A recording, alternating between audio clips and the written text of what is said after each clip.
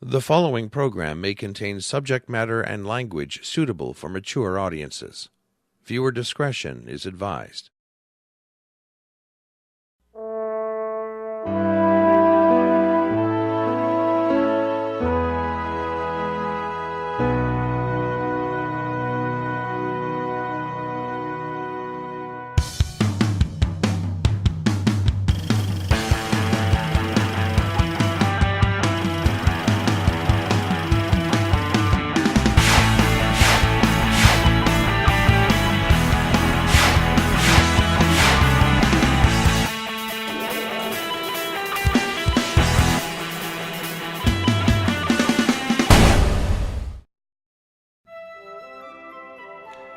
Welcome. I'm Father Norm. And I'm Father Jeff. And this is Ye Olde Meltdown. And today we're talking about organized religion. Not God per se, right? Is there a God? That's a much bigger question. And really, it's up to you to decide for yourself if there is or not, and if you want to pursue that avenue. That's completely up to you. So we're not here to prove or disprove the existence of God. No, we are here to talk about a man-made structure called organized religion. That's what we're going to do today on the show. Jeff, I wanted to ask you this.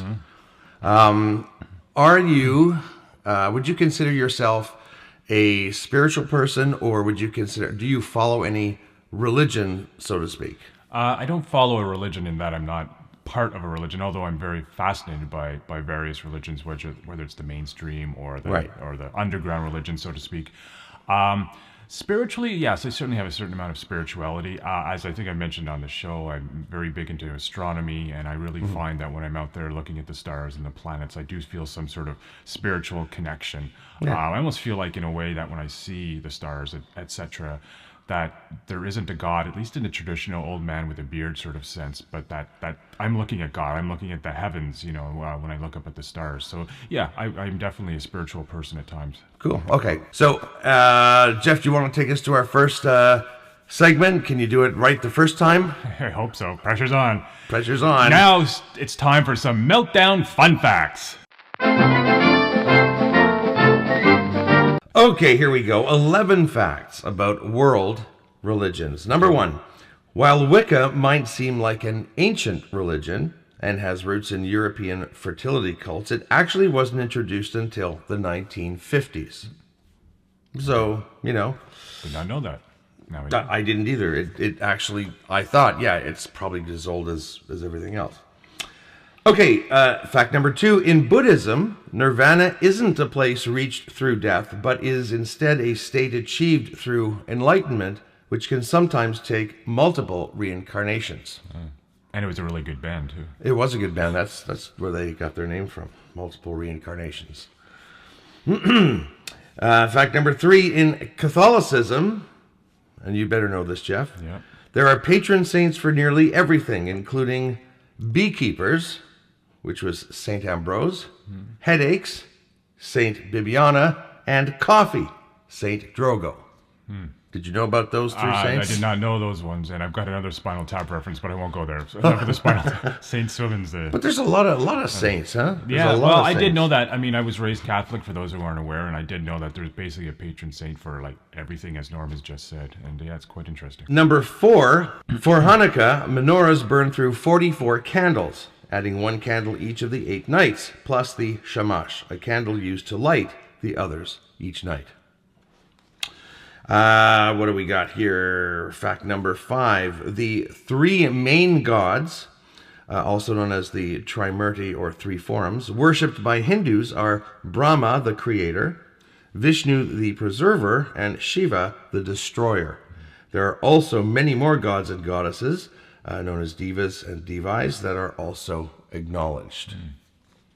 Which I find interesting, how, some religions focus on one entity, whereas others focus on several entities. And of course, you go back to Egypt, right, where gods of this, gods of that, sun gods, moon gods, coffee gods, perhaps. If they even had coffee back in the Egyptian days. Yeah, it's interesting how it seems to me that when you look at mainstream religions, the majority do have actually multiple gods, multiple deities. Yeah. Obviously, Christianity has one God, but then there is the mystery, especially in Catholicism, 3 in 1. You know, Father, Son, Holy Ghost. Holy Ghost. And are they 3 spirits or are they 1 spirit? Yeah, exactly. So there's that debate that's been going on for probably for centuries now in Catholicism. Fact number 6: converting to Islam requires 3 main things: a formal statement of faith, which is called Shahada, in front of 1 to 3 witnesses, proclaiming there is only one God, that Muhammad is God's prophet, and converting freely, not by force. Yeah. I know someone that has converted to Islam. Oh, do you? And I suppose she would have been required to do all go through that. those 3 things that you mentioned. That's interesting. It's pretty interesting. Fact number 7: Mormons aren't allowed to drink tea, coffee, or alcohol, but soda's okay. Wow, that's interesting because soda is a stimulant as well. I mean, Yeah. all that sugar. Oh, yeah, and it's just not healthy for you. If you're drinking soda, knock it off. Too much sugar. Yeah. Did I say that was number 7? I did. So number 8 is, some faiths require believers to refuse medical treatment. For example, Jehovah's Witnesses aren't allowed to receive blood transfusions, and Christian Scientists often refuse all traditional medical treatment. Yeah. I know, I'm just saying, neither, good or bad, but I know a man who, he was a very wealthy man who got cancer, a very religious man, and refused to go to the doctor because he said, no, God will heal me. And he died. Yes, you do hear of cases like that. And there's two sides to that argument. Some people will say, well, when he was, he didn't have real faith that God would heal him, or maybe God created doctors so that he could go and get. Okay, fact number 9: some religious denominations refuse modern technology. Members of the Amish religion do without electricity or telephones. Now, this is a fact that we knew, but it's still a fact today. Although I think they have loosened a bit, haven't they? There's some things that they can have now, like Netflix. I'm just kidding. I thought I'd get a bigger reaction from you. Netflix? Yeah. No, they're not. No electricity, but you can have Netflix. But we can't watch it, but you can have it. It's there. Yeah. Just can't watch it because there's no electricity. That's right. It is there, though. It's in the cloud somewhere. I'm paying and it's for yours. Yeah, we're charging you $10 a month for it. You can't watch it, but you still have it. Yeah. All right. Fact number 10: while the U.S. has a separation of church and state, some countries are controlled by one religion. Though a true modern theocracy is rare, and the Vatican City is an example. Interesting fact or not? Yeah, it is. Okay. Although the separation of church and state in the U.S., I mean, that's debatable, given certain U.S. presidents over the years. True that. There really is, or actually not. Yeah. Yeah, they call it that, but they don't really have it. It's officially, there's separation of church and state. Yeah. Unofficially, not so much. Okay, and our last fact for today: Christianity is currently the world's largest religion, Islam the second, and Hinduism is the third. So those are your top 11 religious fun facts from the Meltdown. And now, Jeff, hang on a sec. I'm going to help you out here. Read the cue card. And now, a Meltdown Minute with Lou.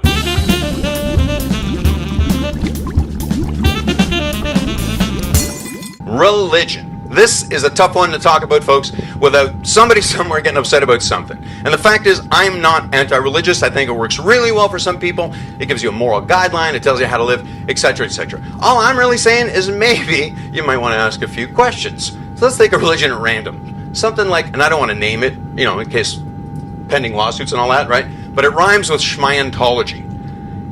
If your God is a lizard, you might want to look into it a little more. That's all I'm saying. I owned a lizard in college, and generally the only time it talked to me is if I was high, and most of the time I would ignore it, or I'd have a room full of ho-hos. You see what I'm saying? When I was 14, we went to the Vatican because I have a cousin who's ordained as a red cardinal, and if you don't know what that means, that's like the consigliere and then the godfather. We get into the room, and the Pope is there with the Pope hat, and I'm hoping to see the Pope mobile, if for no other reason than to jam some bingo balls in there. And we get to the front of the line, and my dad gives the priest some money, and he goes, "Give us a pew down front." And it works. And then later on, we're walking around, and my dad, being a construction guy, is like, "This is not stucco. This is not good stucco. I don't know who did the stucco, but this is not good stucco." Hey, that's my dad. Thank you, Lou. And now it's time for some stupidness. Nope. Oh, Meltdown stupidness. Take two. Thank you, Lou. And now it's time for some Meltdown stupidness. All right, so we've got for you today 10 reasons why you should never have a religion. This comes to us from StevePolina.com. So Steve is the fellow who wrote this. And, you know, some of it may be a little bit gruff, a little tongue-in-cheek, a little bit insulting. But think about what you're hearing. It's some interesting arguments. Yeah. So number one, spirituality for dummies. When you subscribe to a religion, you substitute nebulous groupthink for focused, independent thought. Instead of learning to discern truth on your own, you're told what to believe. This doesn't accelerate your spiritual growth. On the contrary, it puts the brakes on your continued conscious development. Religion is the off switch of the human mind. Interesting. Number two, loss of spiritual depth perception. Religious truths are inherently rooted in a fixed perspective, but real truth is perspective independent. When you substitute religious teachings for truth, you mistake shadows for light sources. Consequently, you doom yourself to stumble around in the dark, utterly confused. Clarity remains forever elusive, and the best answer you get is that life is one giant mystery. Okay, here's another one. Engineered obedience training. Religions are authoritarian hierarchies designed to dominate your free will. They're power structures that aim to convince you to give away your power for the benefit of those who enjoy dominating people. Although the most popular religions are very old, L. Ron Hubbard proved the process can be replicated from scratch in modern times. As long as there are large numbers of people who fear the responsibility of their own power, religion will continue to dominate the landscape of human development. I don't know if you watched any of Leah Remini's show on Scientology or if you've researched Scientology. I know a little bit about it. Yeah, it's you know what gets me is the fact that this is not an ancient religion. Mm-hmm. This is a sci-fi author who basically decided to start a religion, and one with, you know, that costs a lot of money. I don't get it. Here's another part of his article. He entitles it "Toilet Bowl Time Management." If you devote serious time to the practice of religion, it's safe to say you practice toilet bowl time management, flushing much of your precious life down the drain with little or nothing to show for it. First, you'll waste a lot of time filling your head with useless nonsense. This includes reading some of the worst fiction ever written. Then there are various rules, laws, and practices to learn. Okay, so some of you might find this one offensive. Support your local pedophile. No reaction there. I could actually hear people in the audience gasping. When you donate money to a religious organization, you're doing much worse than throwing your money away. You're actively funding evil. If you think that spending $1 billion to defend pedophiles and rapists is a good use of your hard-earned cash, perhaps you should run for Pope. You could hardly do worse. At least Wall Street is honest about its greed and lust. That's kind of hard-hitting, right? Yeah. I mean, I'm not saying, one way or another. There have been a lot of issues. Let's be honest. It's unfortunate. This next segment is called "Incest is Best." It doesn't mean it that way, but you'll see what I mean. Mm-hmm.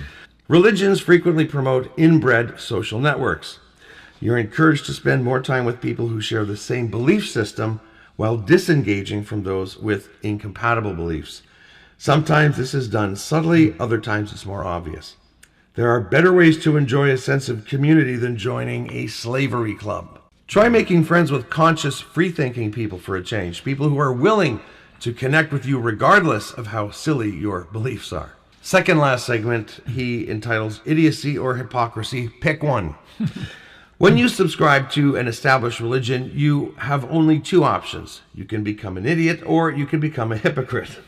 You'll be saved, enlightened, and greeted with tremendous fanfare when you die, unless, of course, all the stuff you were taught turns out not to be true.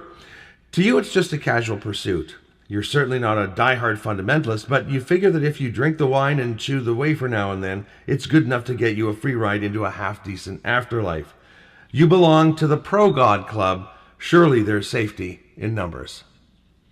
The last section he calls inherited falsehood. What if you were born into a different culture? Would you have been conscious enough to find your way back to your current belief system? Or are your current beliefs merely a product of your environment and not the result of conscious choice? Is your religion based on the inspired word of God? No more than this article. Just because someone says their text is divinely inspired doesn't mean it is. Anyone can claim divine inspiration. The top religions are decided by popularity, not by truth. And guess what, Jeff? What? I lied. Lied. There's actually two more sections. Oh, okay. I said that was the last one. There's two more. You see that? I introduced myself as Father Norm at the beginning of this show, and then I blatantly lie. Okay, here we go. This is the... Now, I swear to the universe, this is the second last section. Compassion in chains. Religious rules and laws invariably hamper the development of conscience. This causes all sorts of problems like pointless violence and warfare. Those who preach nonviolence as a rule or law tend to be the most violent of all. When you externalize compassion into a set of rules and laws, what you're left with isn't compassion at all. True compassion is a matter of conscious choice, and that requires the absence of force-backed rules and laws. This is the last Swear section. to God. Swear to God, this is the last one. Faith is fear. Religion will teach you to fear being different, to fear standing up for yourself, and to fear being an independent thinker. It will erode your self-trust by explaining why you're unable to successfully manage life on your own terms. You are unworthy. You're a sinner. You're unclean. You belong to a lesser caste. You are not enlightened. Of course, the solution is always the same. Submit to the will of an external authority, believe that you're inadequate, give away your power, follow their rules and procedures, live in fear for the rest of your life, and hope it will turn out okay in the end. That's it for this edition of The Meltdown. Next week, we are going to be looking at scammers and spammers. Those people that annoy you and want your money, and they want to take everything you have. And unfortunately, so many people just let them walk in the front door and take everything. But we're gonna give you some tips on how to avoid them and what to watch out for. Plus, we're gonna listen to some actual scams. So I think it's gonna be a fun show. It will be. It will be. It will be. And I hope you can make it, Jeff. And I can be here. Okay, good. So until next week, we'll see ya. Have a good one. Bye. Bye.